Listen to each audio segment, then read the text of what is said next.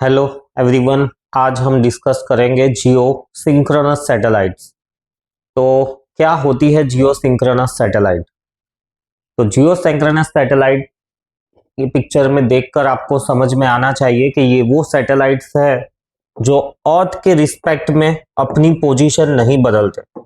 मतलब कि अभी यहां पर से ऊपर एक सैटेलाइट है, तो अर्थ जैसे जैसे गोल घूम रही है वो सैटेलाइट भी गोल घूमे जा रही है। सो अर्थ का रोटेशन और अर्थ के रोटेशन के साथ साथ ही ये सैटेलाइट भी गोल घूमती है।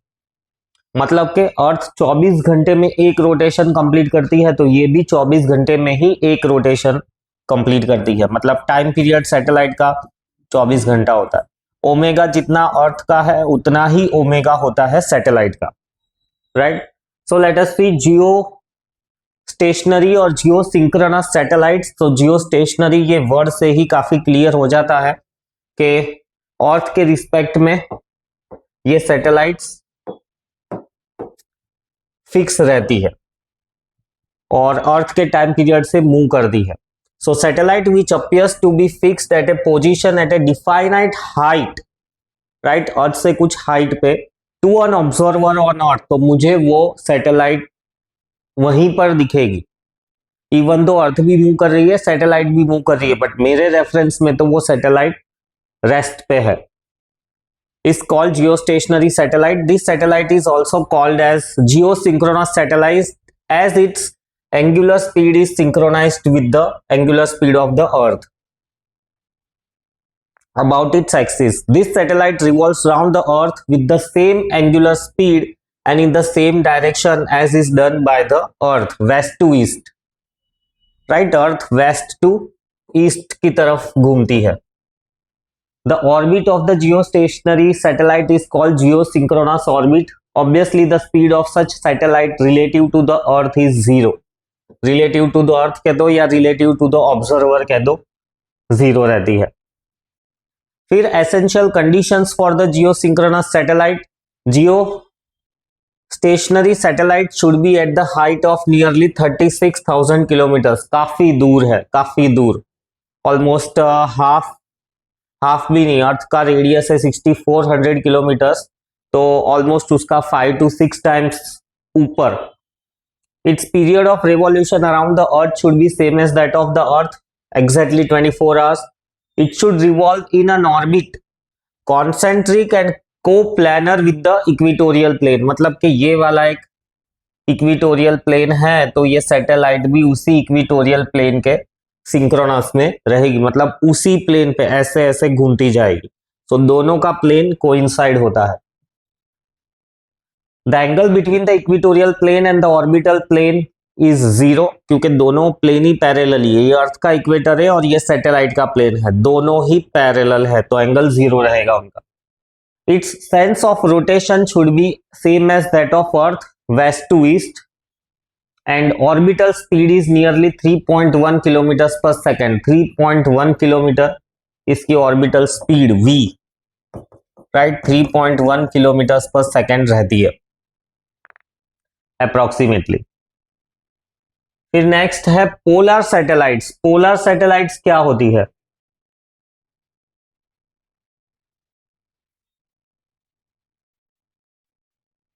सो पोलर सैटेलाइट्स एक है वो जियो सिंक्रोनस सैटेलाइट्स, और ये पोलर सैटेलाइट्स जो पोल से पोल तक का चक्कर काटती है। पोल से पोल तक का चक्कर काटती है, गोल गोल घूमती रहती है। कभी ये नॉर्थ पोल पे होती है, फिर साउथ पोल पे, और काफी स्पीड में, मतलब अप्रोक्सीमेटली 100 मिनट कह दो, राइट, उतने टाइम में तो ये एक बार चक्कर लगा चुकी होती है। तो इसको हम कहते हैं पोलर सैटेलाइट्स। लेट्स सी क्या है इसके बारे में। These are the satellites which revolve in the polar orbits around the Earth. A polar orbit is that whose angle of inclination with the equatorial plane is 90 degree. तो ये रहा equatorial plane और ये रहा पोलर प्लेन, तो दोनों के बीच में angle 90 degree. The polar satellites are low altitude satellites, almost सिर्फ 500 से 800 किलोमीटर ही ऊपर रहती है अर्थ के। They go round the poles of the Earth from north to south direction. The time period revolution of the satellite is around 100 minutes. The polar satellites crosses any location on earth many times a day, मतलब 100 minute में एक चक्कर काट लेती है, right. अब अर्थ थोड़ी सी घूम गई, इसने फिर से चक्कर काटा, तो एक ही जगह को, लेट से इंडिया के ऊपर से ही ये सैटेलाइट पूरे दिन में 10 बार 50 बार चल जाएगी ऐसा। So polar satellite crosses any location on Earth many times a day. Camera is fitted on the polar satellite. It can view only a small strip of the Earth in one orbit. ये ऐसे गई तो ये वाला जो orbit, ये वाला orbit वो इतनी स्ट्रिप वो देख पाएगी। फिर अर्थ थोड़ी सी घूम गई होगी तो नेक्स्ट अगली स्ट्रिप, ऐसे मल्टीपल स्ट्रिप में वो अर्थ को स्कैन करती रहती है polar satellite. It is important to note that in a single polar satellite can monitor 100% Earth surface, but ऐसा strip के फॉर्म में एक साथ नहीं। Every location on Earth lies within the observation of the polar satellite twice each day. तो हर country कह दो या हर लोकेशन में से दिन में 2 बार सैटेलाइट, पोलर सैटेलाइट निकलती है। ये जियो स्टेशनरी सैटेलाइट्स या इक्वेटोरियल प्लेन पे घूमने वाली सैटेलाइट्स ऐसा स्कैनिंग नहीं कर सकती, सिर्फ पोलर सैटेलाइट्स ही पूरी अर्थ को स्कैन कर सकती है। The polar satellites are used for getting the information about the image of cloud, atmospheric data, ozone layer in the atmosphere, detect the ozone hole over the Antarctica या किसी भी जगह पर। The information collected through the polar satellite is extremely useful for remote sensing, meteorology, as well as for environmental studies of Earth. Polar satellites are used for survey of groundwater, detecting area under forest, for the assessment of the drought, for preparing the wasteland maps, for the assessment of the crop disease, for the detection of the good fishing zones, for spying purposes। कई सारे uses है, क्योंकि ये अर्थ के surface पे से गुजर रही है तो पूरी तरह से उसको अर्थ के सरफेस के बारे में पता चल जाता है। अगर अच्छा खासा कैमरा है तो उसको विजुअल एक्टिविटी मिलती है, सेंसर्स लगे हुए हैं तो उसको हम कहेंगे रिमोट सेंसिंग, यानी कि जमीन के अंदर के मिनरल्स ढूंढने हैं, या जमीन पे क्रॉप की सिचुएशन क्या है, या क्रॉप्स में कोई डिसीज लगा हुआ है, या ओशन पे से गुजर रही है तो फिश कहाँ पर ज्यादा है, राइट। कोई मछलियां डेंजर्ड स्पीसीज है तो उनका माइग्रेशन कैसा हो रहा है, काफी सारा डेटा ये पोलर सैटेलाइट्स जमा करती है, अर्थ पे भेजती है। फिर आता है next escape speed. Escape speed यानी वो वाली स्पीड कि भाई जिस स्पीड से मैं ऑब्जेक्ट को फेंकूंगा सो दैट वो अर्थ के इन्फ्लुएंस से बाहर आउटर स्पेस में चला जाए, राइट। अर्थ के इन्फ्लुएंस के बाहर चला जाए, और अर्थ के इन्फ्लुएंस के बाहर यानी आउटर स्पेस में, आउटर स्पेस में फिर वो अपनी जो भी स्पीड उसके पास है उस वक्त, उस स्पीड से वो आगे आगे जाती ही जाएगी। सो इसका इक्वेशन डिराइव करते हैं हम, राइट। सो अगर मुझे इसको अर्थ के इन्फ्लुएंस के बाहर भेजना है, मतलब के अर्थ के साथ जुड़े रहने में उसके पास जो पोटेंशियल एनर्जी होती है, राइट, इतनी ही एनर्जी मुझे काइनेटिक के फॉर्म में देनी है सो दैट वो इस पोटेंशियल एनर्जी को ओवरकम कर जाए, जस्ट ओवरकम कर जाए। इसको ओवरकम करने के बाद मे बी उसकी वेलोसिटी 0 रह जाए, या मे बी उसके पास में बहुत थोड़ी सी वेलोसिटी रह जाए, पर ये उतनी ही वेलोसिटी है कि पोटेंशियल एनर्जी को ओवरकम कर जाए। हावेवर मैं इससे थोड़ी ज्यादा दूं तो वो थोड़ी ज्यादा वाली आउटर स्पेस में जाकर थोड़ी सी बच जाएगी, तो वो उसी स्पीड से आगे आगे आगे जाते रहेगी। So let us do calculation for this. Escape velocity मुझे मिलेगी स्क्वायर रूट ऑफ 2gm/r। अर्थ का g कांस्टेंट है, gravitational constant, universal gravitational constant, mass of the earth, radius of the अर्थ, ये सारी वैल्यूज डालोगे तो समथिंग 11.2 किलोमीटर्स पर सेकेंड इतनी एस्केप स्पीड मुझे अर्थ को देनी पड़ेगी और सैटेलाइट को देनी पड़ेगी, तब जाके वो अर्थ के इन्फ्लुएंस से बाहर निकल जाएगी। अब इस एस्केप स्पीड का ये जो फॉर्मूला है, इसके अलावा भी तुम इसको अलग अलग फॉर्मेट्स में लिख सकते हो, जैसे हमने वो ऑर्बिटल स्पीड निकाली थी, राइट। अगर जी के टर्म्स में लिखना चाहते हो तो gravity on earth is gm/r², तो एस्केप स्पीड मिलेगी स्क्वायर रूट ऑफ, और gm की जगह पे मैं लिख सकता हूं g r², r cancel, so square root of gr, constant again है ना, यहां पर भी सब कुछ कांस्टेंट ही था, यहां पर भी कांस्टेंट था, सो एस्केप स्पीड कांस्टेंट ही मिलने वाली है। और चाहो तो इसको फिर डेंसिटी के टर्म्स में भी लिख सकते हो, डेंसिटी के टर्म्स में लिखना है तो ऐसा, डेंसिटीज मास को रिप्लेस करेंगे हम, तो mass can be written as density into volume 4/3 pi r cube, right. So इसी इक्वेशन के अंदर अगर हम रिप्लेस करें तो VE will be equal to square root of 2g, m की जगह पे 4/3 pi r cube by r, एक r कैंसल हो जाएगा, स्क्वायर बचेगा, VE r बाहर आ जाएगा स्क्वायर रूट के, सो 8/3g, या तो 4 भी बाहर निकाल सकते हो रूट के, इस 4 को भी बाहर निकाल दो तो 2r, राइट। सो 2/3 0 पाई, सो अगेन ये सब चीजें कांस्टेंट है, तो ये अलग इक्वेशन आया, राइट, एस्केप वेलोसिटी का डेंसिटी ऑफ द अर्थ के टर्म्स में। तो ये भी एक फॉर्मूला, ये भी एक फॉर्मूला एस्केप वेलोसिटी का, ये भी एक फॉर्मूला डेंसिटी के टर्म्स में।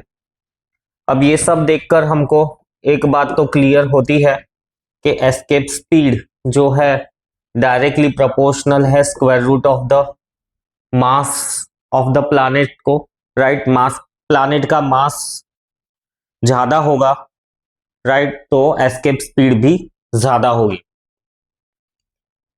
फिर escape speed does not depends upon mass of satellite, satellite चाहे कितनी भी बड़ी हो या छोटी हो, उसके मास से कोई लेना देना नहीं है, वो हमारी जो ऑर्बिटल स्पीड थी उसके हिसाब से ही। Escape speed depends on mass, it depends on square root of the radius, it's also directly proportional to the square root of the density, so ये सारे फैक्टर्स है, राइट, जिसके बेसिस पे एस्केप स्पीड चेंज हो सकती है या escape speed affect करती है। फिर नेक्स्ट है, अगर हम बॉडी को कुछ एक्स्ट्रा स्पीड दे दे, चलो एक्स्ट्रा स्पीड तो नहीं, बट अगर हम बॉडी को VE स्पीड ना देकर थोड़ी कम स्पीड अगर दे तो क्या होगा?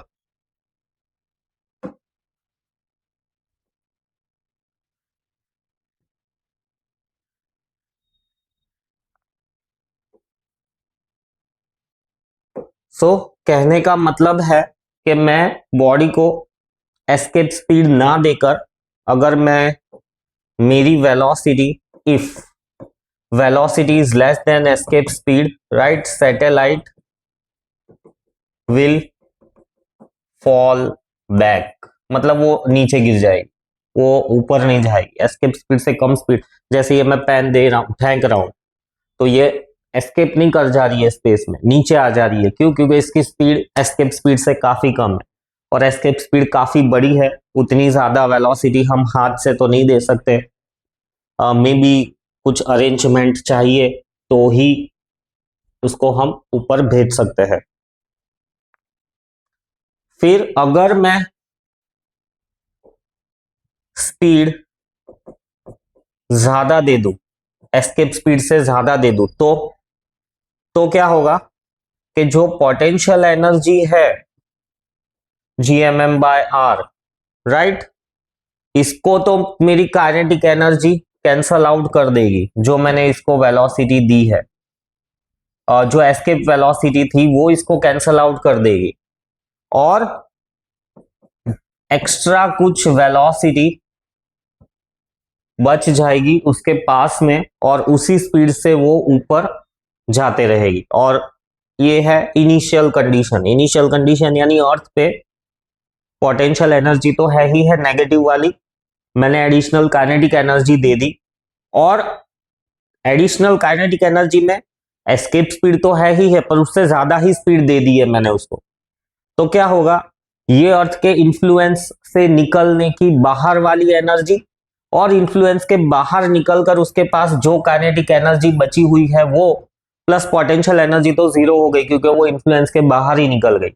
इस इक्वेशन को समझो, इनिशियली उतनी ही एनर्जी दी है मैंने उसको कि वो अर्थ के इन्फ्लुएंस के बाहर निकल सके। तो पोटेंशियल एनर्जी को कैंसल आउट करने के लिए मैंने काइनेटिक एनर्जी दी है, बट यहां पर मैंने उसको थोड़ी ज्यादा एनर्जी दी है, मतलब कि अर्थ के इन्फ्लुएंस को क्रॉस करने के बाद उसके पास कुछ ना कुछ काइनेटिक एनर्जी होगी।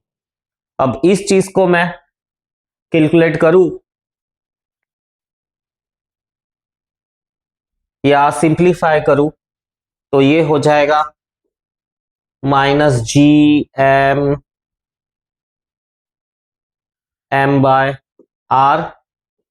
Equal to half m। ये मैंने इसको कुछ एस्केप वेलोसिटी नहीं दी है, मैंने इसको कुछ ज्यादा ही वेलोसिटी दी है, तो इसको v ही रखो। सो हम लिख सकते हैं हाफ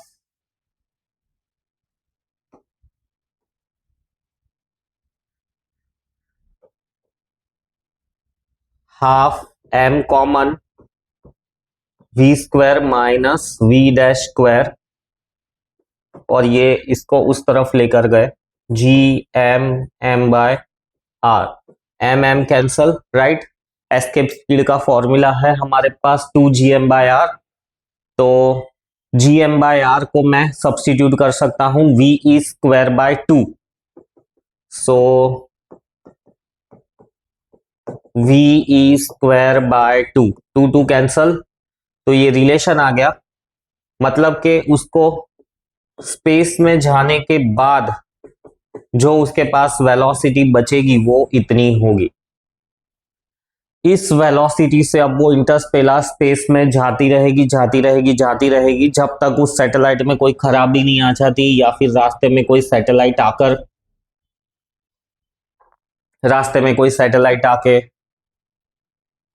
रास्ते में कोई प्लैनेट आ जाए या बड़ा मून स्टार आ जाए कि जो इस सैटेलाइट को खींच के खुद के ऊपर क्रैश करवा दे, नहीं तो वो जाती ही रहेगी। फिर सन के लिए एस्केप स्पीड है ऑलमोस्ट 618 किलोमीटर पर सेकेंड, ऑलमोस्ट इम्पॉसिबल। कोई भी सन के सरफेस पर से निकलना है तो सिवाय फोटॉन्स किसी और के पास में इतनी एस्केप स्पीड नहीं आ सकती। मून की एस्केप स्पीड है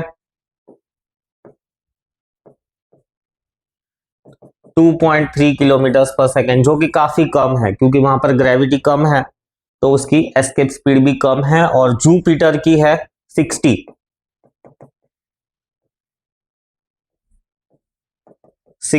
किलोमीटर पर सेकेंड, सो अर्थ से ज्यादा है क्योंकि जुपिटर अर्थ से बड़ा है।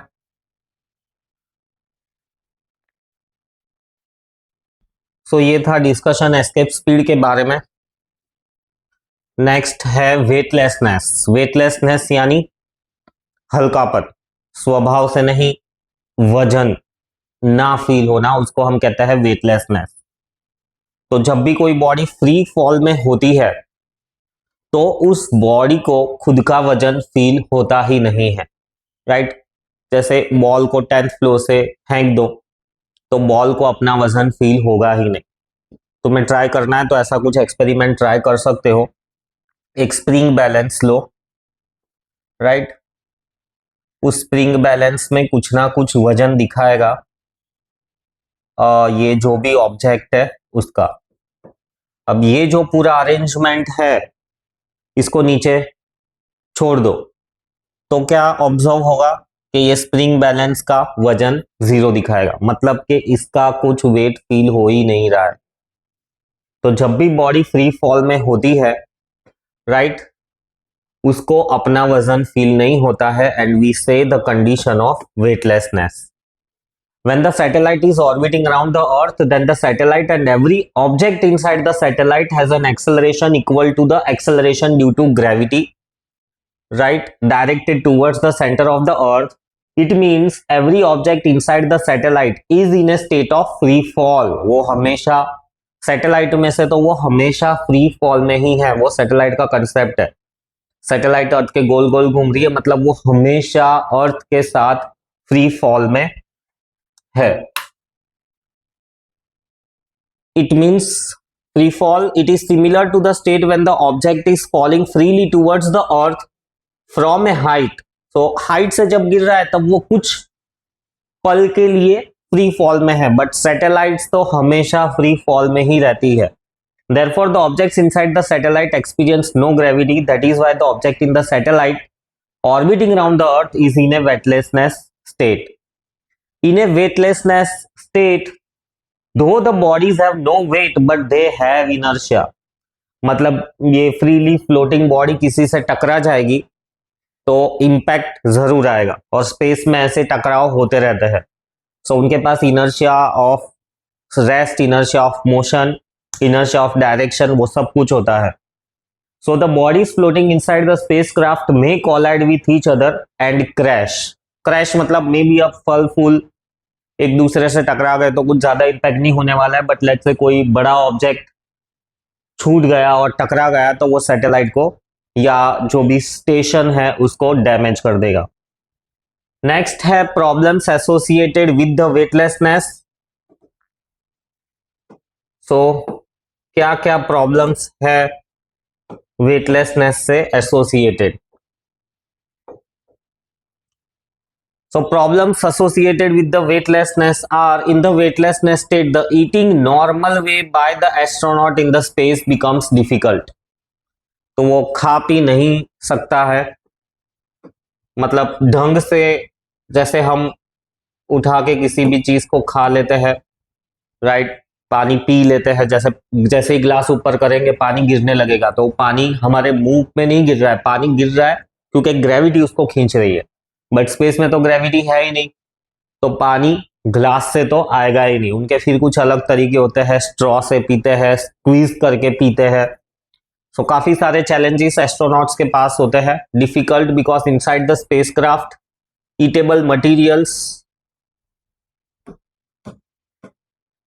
materials do not stick to the plate properly and glass water does not pour. If an astronaut is walking in a spacecraft, he may be pushed away from the floor. हम चलते हैं तो जमीन को धक्का मारते हैं, राइट, बदले में हम आगे जाते हैं, एक्शन रिएक्शन। तो वो चलने जाएगा तो धक्का तो छोड़ो उसको, राइट, रिएक्शन की वजह से वो ऊपर टकरा जाएगा और थोड़ा ज्यादा रिएक्शन होगा तो मे बी इंजुरी हो। The space flight for a long time adversely affect the human organisms. Obviously yes, बहुत लंबे टाइम तक स्पेस रहने के बाद जो बोन्स वगैरह है मेल्ट होना स्टार्ट हो जाते हैं। जो भी एस्ट्रोनॉट्स 10-15 दिन के बाद भी अर्थ पे आते हैं तो उनसे चल पाना मुश्किल होता है, हाथ पैर हिलाना बहुत मुश्किल होता है। The experiments of the simple pendulum cannot be performed, क्योंकि पेंडुलम तो ग्रेविटी पे डिपेंडेंट है। अब ग्रेविटी ही जीरो है तो something upon zero becomes infinite. तो पेंडुलम को एक बार ऐसा खींचोगे तो एक्चुअली में तो ग्रेविटी उसको लेकर जा रही थी, बट ग्रेविटी ही जीरो है तो उसको वापस कौन रिस्टोर करेगा? कोई नहीं। तो पेंडुलम ऐसे ही लटका रहेगा and ultimately the time period will become infinite. So this are the problems associated with the weightlessness. यहां पर ये ग्रेविटेशन चैप्टर खत्म होता है। इसके बाद में कुछ न्यूमेरिकल्स है वो हम नेक्स्ट लेक्चर में देखेंगे।